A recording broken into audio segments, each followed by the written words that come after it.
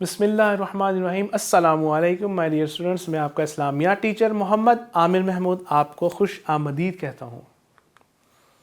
آج ہم آفاق کے پلیٹ فارم سے آفاق سن سیریز کی اسلامیات گریڈ 4 کا سبق نمبر 27 پڑھیں گے۔ آج کے سبق میں ہم حضرت عثمان غنی رضی اللہ عنہ کے بارے میں پڑھیں گے۔ آپ نے یہ ویڈیو لیسن مکمل توجہ کے ساتھ سننا ہے، دیکھنا ہے اور سمجھنا ہے، تاکہ جب یہ کمپلیٹ ہو جائے تو آپ اس قابل ہو جائے کہ خلیفہ سوم حضرت عثمان غنی رضی اللہ تعالیٰ عنہ کے حالات زندگی کے بارے میں جان سکیں، آپ کے اخلاق و عادات اور ثقافت کے بارے میں جان سکیں، آپ کا جو لقب ہے ذو النورین اس حوالے سے جان سکیں، اپنی زندگی میں حضرت عثمان غنی رضی اللہ تعالیٰ عنہ کی سیرت سے رہنمائی حاصل کر سکیں، حضرت عثمان غنی رضی اللہ تعالیٰ عنہ کی خدمات کے بارے میں جان سکیں۔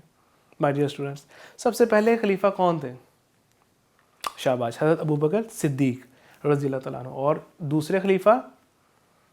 شاباش، حضرت عمر فاروق رضی اللہ تعالیٰ عنہ۔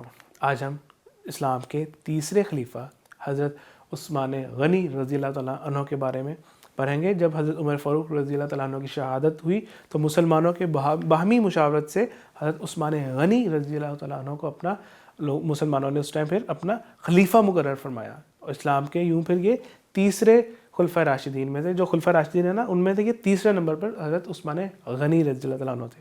آپ مکہ مکرمہ میں پیدا ہوئے، آپ کا خاندان بنو امیہ تھا، آپ کے والد کا نام عفان، آپ کی والدہ کا نام عروہ تھا، آپ کا لقب غنی اور جامع القرآن تھا، آپ کا پیشہ تجارت تھا۔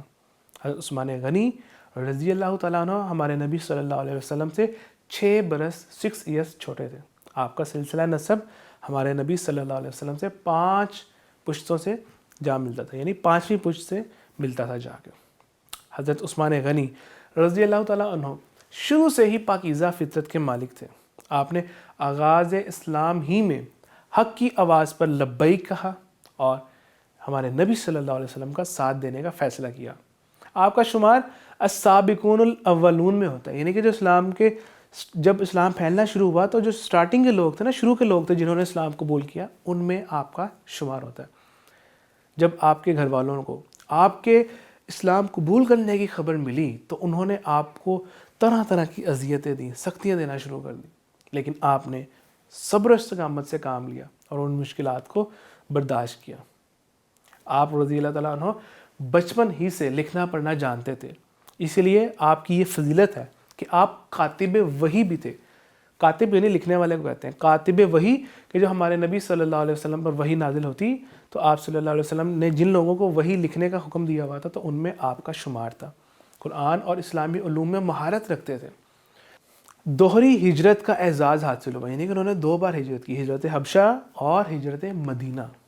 ہمارے نبی صلی اللہ علیہ وسلم کی 2 صاحبزادیاں، جو ان کی 2 بیٹیاں تھیں، آپ رضی اللہ تعالیٰ عنہ کو نکاح کرنے کا شرف حاصل ہوا، پہلے حضرت رقیہ رضی اللہ تعالیٰ عنہ سے اور پھر ان کی وفات کے بعد آپ رضی اللہ تعالیٰ عنہ نے نکاح حضرت ام الکلثوم سے کیا رضی اللہ تعالیٰ عنہ۔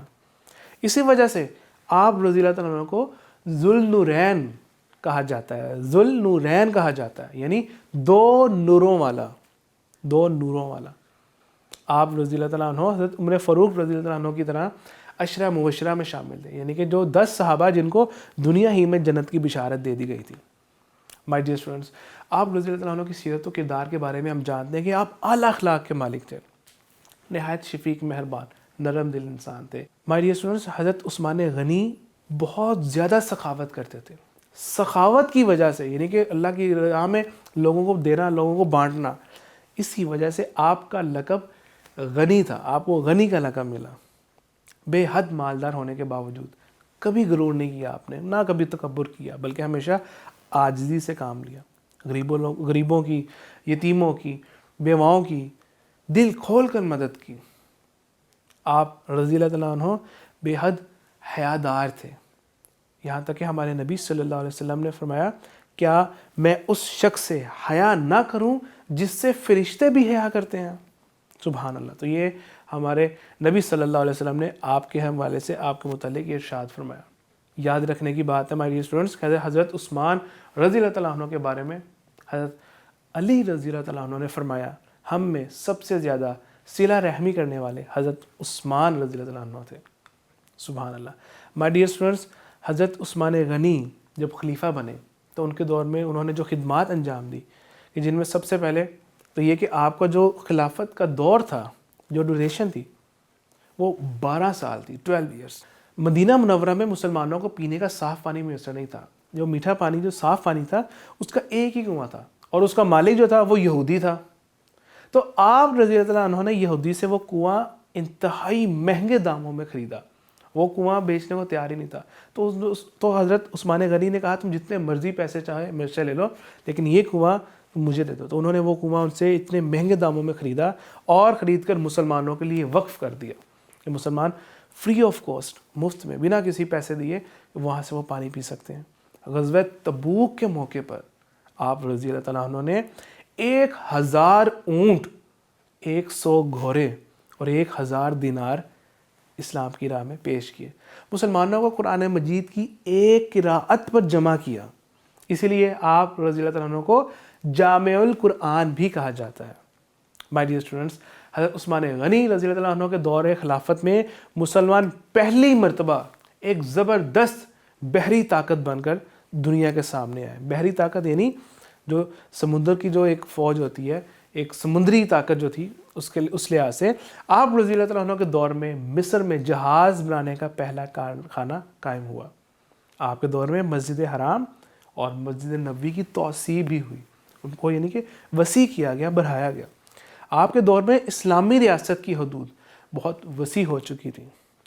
اس کا ایک خاکہ, ایک یہ میپ آپ کے سامنے ہے.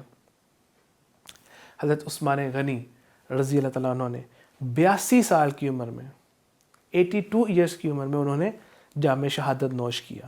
آج کے سبق کے اہم نکات. مسلمانوں کے تیسرے خلیفہ کون ہیں؟ حضرت عثمان غنی. آپ آغاز سے ہی اسلام میں شامل ہوئے. آپ صلی اللہ علیہ وسلم کو انہوں نے جب ضرورت پیش آئی اسلام کے لیے تو انہوں نے اپنا مال دیا. لوگوں کے ساتھ صلہ رحمی میں سب سے بھر کر صلہ رحمی کرنے والے تھے. آپ پاکیزہ اخلاق کے مالک تھے.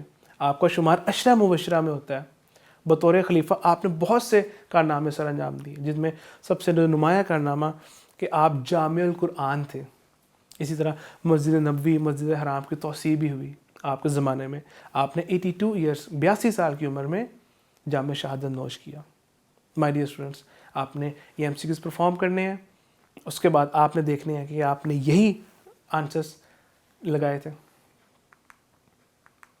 غلط آنسر پر اپنی اصلاح کیجیے.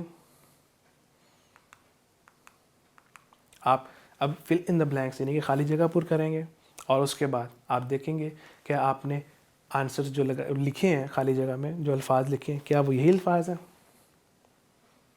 شاباش. مائی ڈیئر اسٹوڈنٹس, آپ کے سامنے چند سوالات ہیں جن کا آپ نے جواب دینا ہے, تاکہ آج کے سبق کی آپ کا اعادہ ہو سکے, آج کے سبق کی ریویژن ہو سکے, اور یہ سرگرمی آپ نے سر انجام دینی ہے, اس ایکٹیویٹی کو پرفارم کرنا, تاکہ آج کے سبق میں مزید پختگی آپ کے اندر آئے. جزاک اللہ خیرہ.